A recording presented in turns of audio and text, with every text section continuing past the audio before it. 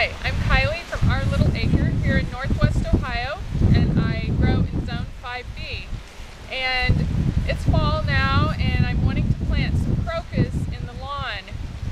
A few years ago, I planted some over in this part of the yard, underneath this large oak tree, and I've had a few come up every spring, but I didn't plant nearly enough. It takes a lot of crocus to come up in the yard to look like anything. So this year I'm going to plant 250 of them in this little raised area around the oak tree.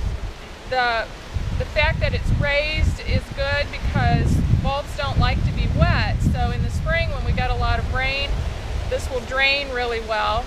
Plus, it's on the south side of the tree, and it will get the warm sun in the spring, which will help them come up a little earlier before the grass actually gets to be too long. And what we'll do after we plant these, the grass won't get mowed until the crocus are completely done growing and the foliage turns yellow.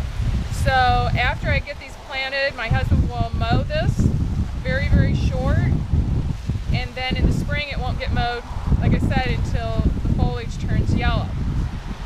So what I'm going to do, instead of digging individual holes to put the crocus in, I'm going to cut the sod up and then put the bulbs in and then cover it up with the sod. And I'm going to do it a little section at a time. Sometimes you have to worry about squirrels digging up your crocus, although the Tommy crocuses, Crocus thomasinius, usually are not affected by the squirrels. They don't like them as well. I am planting larger crocus just so they'll show up more in the grass. And as you can see, we have several cats here that tend to keep the squirrels away. So I'm cutting a section of lawn here about 1 foot by 2 feet, and I'm just going to lift this up.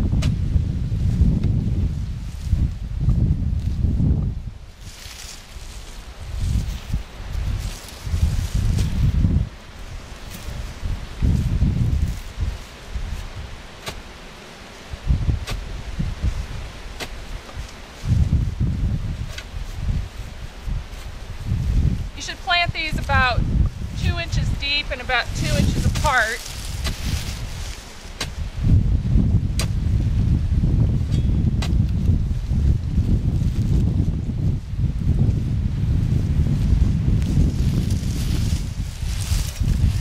So this is probably about 3 inches, but that'll be okay. They'll still make it up. And I'm going to plant them fairly close together. It's recommended 2 inches, so I will probably lay these in right next to each other. And you'll be able to tell easily which end to put down, because you can see where they're starting to actually come up. They've sprouted a little bit. And this side you can tell where the roots are. So I will just put these in like